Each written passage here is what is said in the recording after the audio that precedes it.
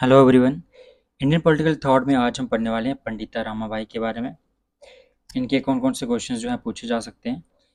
Saraswati and Pandita जो title है उनको वो दिया था यूनिवर्सिटी ऑफ कलकत्ता 1878 में। उसके बाद जो आर्य महिला सभा है वो यहाँ पे बनाती हैं 1882 में पुणे में। और उसके बाद जो 1883 में पंडिता रामाबाई यहाँ पे क्रिश्चियनिटी में कन्वर्ट हो जाते हैं। 1887 में यहाँ पे वो रामाबाई एसोसिएशन बनाते हैं। पर्पस क्या था इसका?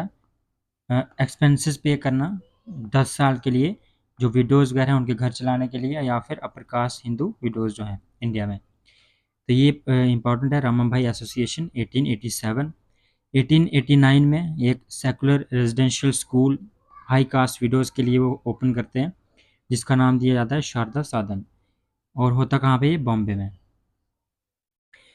Translated Bible into Marathi language, तो यहाँ पे वो क्रिश्चियनिटी में कन्वर्ट हो जाते हैं, तो इसलिए ये बाद में जो बाइबल को भी मराठी में कन्वर्ट करते हैं 1908 में।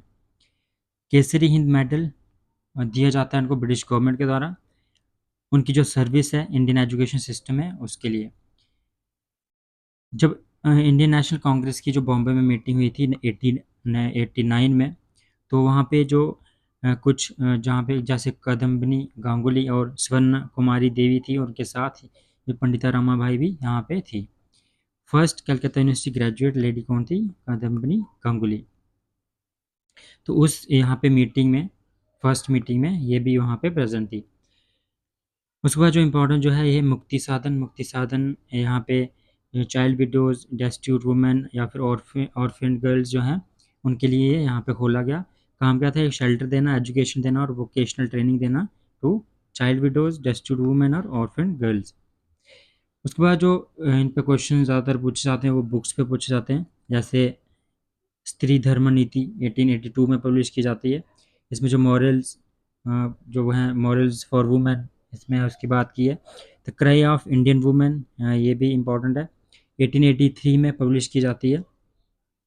It contains details of Indian women's oppression through early marriage, marital harassment, desertion by the husband, widowhood. तो ये 1883 में लिखी थी, the cry of Indian women. उसके बाद जो है सबसे इम्पोर्टेंट बुक जो है वो हाई कास्ट हिंदू वुमेन 1887। तो it was India's first feminist manifesto, तो ये इंडिया का फर्स्ट फेमिनिस्ट मैनिफेस्टो माना जाता है। इसका एजेंडा क्या था? वुमेन एमेंसिपेशन पे इनका फोकस था और एम्पावर करना वुमेन को।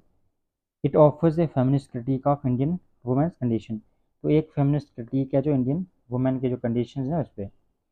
यूनाइटेड स्टेट्स लोकेश लोकहिति लोकेसिटी अनि परवस्तिता 1889। इस पर क्वेश्चन अभी तक पूछा नहीं गया है, इस पे पूछा गया है, लेकिन फिर भी हम देख लेते हैं। ये एक मराठी बुक है, लैंग्वेज से ही लग रहा है। तो in which she try to highlight the importance of social movements, social movements की क्या इंपॉर्टेंस है यहाँ पे वो हाईलाइट करते हुए यहाँ पे लिखते हैं। और सिविल सोसाइटी, सिविल जो सोशल मूवमेंट्स और सिविल सोसाइटी की क्या इंपॉर्टेंस है सोसाइटी को बेटर बनाने के लिए, सोसाइटी में चेंज लाने के लिए, यानी वुमेन की जो कंडीशंस है उनको इम्प्रूव करने के लिए।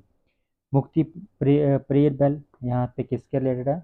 यहाँ पंडिता रामाबाई के। ये क्या है? ये न्यूज़ लेटर है जिसमें वो फ्रस्ट्रेशन और रिसेंटमेंट जो ग्रो हो रही थी उसको वो शो करते थे इसमें। मुक्ति प्रेयर बेल इसकी राइटिंग में।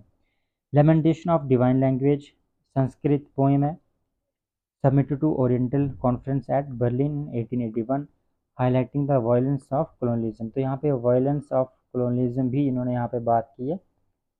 तो ये थे कुछ फैक्ट्स यहाँ पे पंडिता रामाबाई के। हम नेक्स्ट वीडियो में पढ़ेंगे नेक्स्ट थिंकर शॉर्ट में रिवाइज